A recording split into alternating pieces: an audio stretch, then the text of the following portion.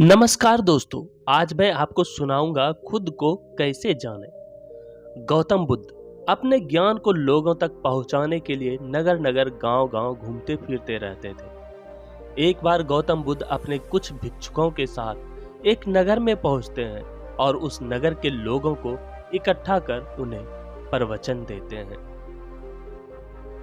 कुछ समय बाद गौतम बुद्ध के पास नगर का ही एक व्यक्ति उनसे मिलने आता है और उनसे कहता है, मैं आपसे एक प्रश्न पूछना चाहता हूँ। महात्मा बुद्ध कहते हैं, तुम्हारा जो भी प्रश्न है तुम मुझसे पूछ सकते हो। वह व्यक्ति गौतम बुद्ध से कहता है, आपको हजारों लाखों लोगों ने सुना, आप हमेशा परम शांति की बातें करते हैं, खुद को जानने की बातें करते हैं, परंतु मुझे ऐसा नहीं लगता कि किसी ने खुद को जाना है या किसी ने परम शांति को पाया है। यदि लोग आपको जानने के बाद भी परम शांति को नहीं पा रहे हैं और खुद को नहीं पहचान पा रहे हैं, तो आपके प्रवचन सुनने का फायदा ही क्या है।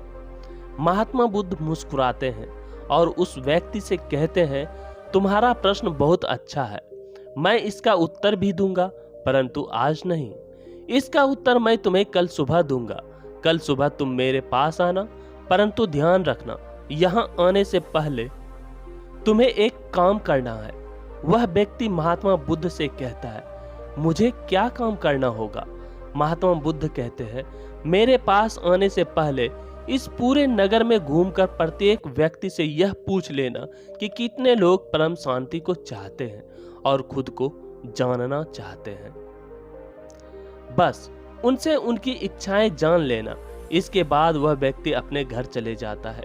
अगले दिन सुबह ही उठकर वह हर व्यक्ति के घर जाता है और उनसे पूछता है कि तुम्हारे जीवन का लक्ष्य क्या है। कोई कहता है, मेरे पास धन नहीं है, मुझे धन चाहिए। कोई कहता है, मेरी संतान नहीं है, मुझे संतान चाहिए। कोई समाज में आदर सम्मान मांग रहा है, कोई स्वास्थ्य मांगता है और कोई सुंदर पत्नी मांगता है, परंतु कोई भी व्यक्ति परम शांति नहीं मांगता। वह व्यक्ति नगर के सभी लोगों की बात सुनकर महात्मा बुद्ध के पास पहुंचता है। फिर महात्मा बुद्ध उस व्यक्ति से पूछते हैं कि क्या आपने सभी लोगों से पूछा कि वह क्या चाहते हैं।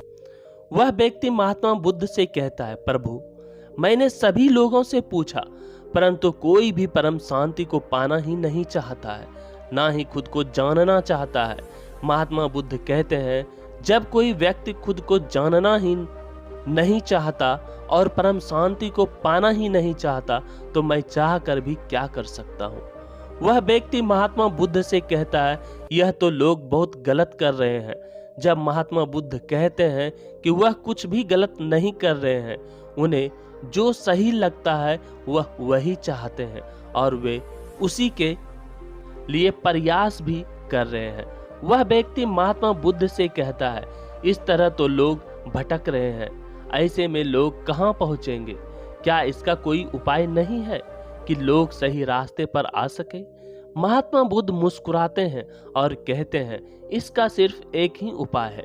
अगर तुम समझ गए हो कि सही रास्ता क्या है, तो तुम सही रास्ते पर चलो।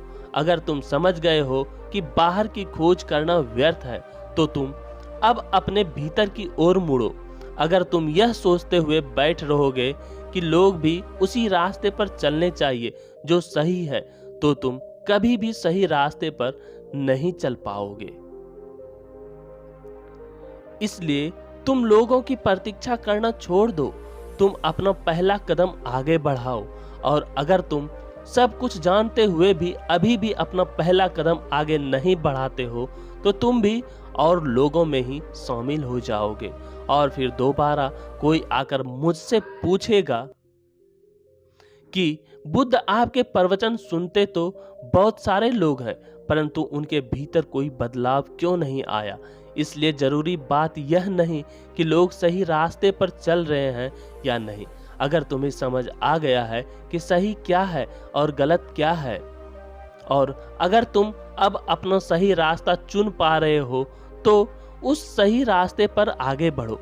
ज्यादातर लोगों के मन में एक ही बात रहती है कि जीवन में अब बदलाव होना चाहिए, लेकिन यह बदलाव तब तक नहीं होगा जब तक आप अपने भीतर बदलाव का चयन नहीं करेंगे।